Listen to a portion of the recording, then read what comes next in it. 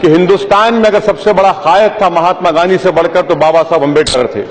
Madam, इस मुल्क में, हमारे मुल्क में इस बात को समझने की जरूरत है कि अगर नेहरू वजीर आजम नहीं बनते तो अम्बेडकर इस कॉन्स्टिट्यूशन को नहीं बनाते, और अगर नेहरू वजीर आजम नहीं बनते तो कोई और ये दस्तूर को बनाता और यकीनन हिंदुस्तान एक मजहबी मुल्क बन जाता।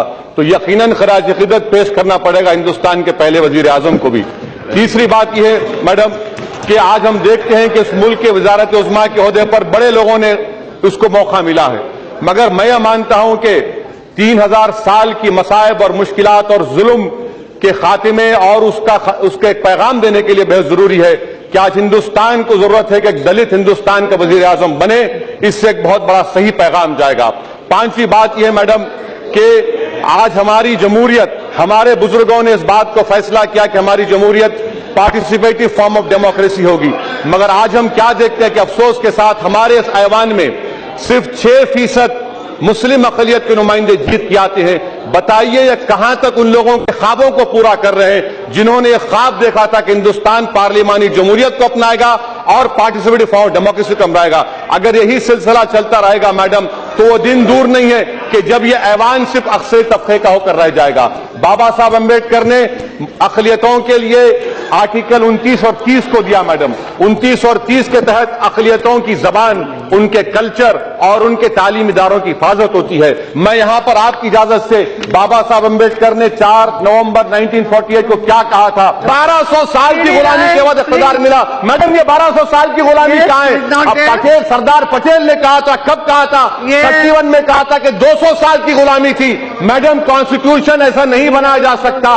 ये बात आज जो कर रहे हैं होम मिनिस्टर का मंशा और मकसद ये है कि प्रियम्बल को तोड़ा जाए और वहां पर हिंदू राष्ट्र बनाने की कोशिश कर रहे हैं। इसीलिए मैं खत्म कर रहा हूं मैडम, आपकी इजाजत से खत्म कर रहा हूं। मैं ये समझता हूं कि आज इस मुल्क के मल्टी कल्चरलिज्म खतरा है, कॉन्स्टिट्यूशन के खिलाफ ताकतें हैं, सेकुलरिज्म के खिलाफ तो आपसे खतरा है, हमसे खतरा नहीं है। आप अपने आप को बचाइए, हिंदुस्तान बचेगा। शुक्रिया मैडम। गृह मंत्री अमित शाह ने जब से पार्लियामेंट के अंदर बाबा साहब अम्बेडकर को लेकर टिप्पणी की है उसके बाद से ही पूरे देश में हंगामा बर्पा हो गया है।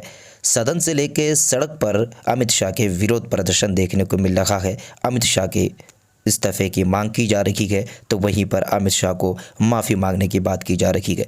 आपको बताएं कि गृह मंत्री अमित शाह ने जिस तरह से बाबा साहब अम्बेडकर को नीचा दिखाने की कोशिश की थी उसके बाद से ही विपक्ष के लोग सदन से बाहर आते ही तमाम लोग विरोध प्रदर्शन किए।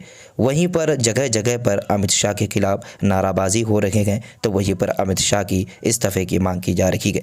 वहीं पर AIMIM के राष्ट्रीय अध्यक्ष असदुद्दीन ओवैसी ने इस वीडियो के अंदर साफ तौर पर कहा कि इस देश का सबसे बड़ा अगर नेता है तो वो बाबा साहब अम्बेडकर, और बाबा साहब अम्बेडकर की शान में कतई गुस्ताखी बर्दाश्त नहीं किया जाएगा। अमित शाह ने जो गुस्ताखी की है वह बिल्कुल कतई बर्दाश्त के काबिल नहीं है। वहीं पर आपको बताएं कि बाबा साहब अम्बेडकर इस देश के अंदर इतने खूबसूरत संविधान दिया जिसमें तमाम लोगों को अपने अपनी अधिकार मिला और अपनी अपनी आज़ादी मिली। इस देश के अंदर अगर संविधान नहीं होता तो इस देश में इतने अमन और शांति भी नहीं होता। इसलिए संविधान का कदर करना और संविधान के बनाने वाले बाबा साहब अम्बेडकर की कदर करना हम तमाम लोगों का कर्तव्य है। असदुद्दीन ओवैसी की यह वीडियो काफ़ी पुरानी है लेकिन ये वीडियो के अंदर जो बात कही है वो कहीं ना कहीं अमित शाह के बोले हुए अल्फाज के जवाब हैं।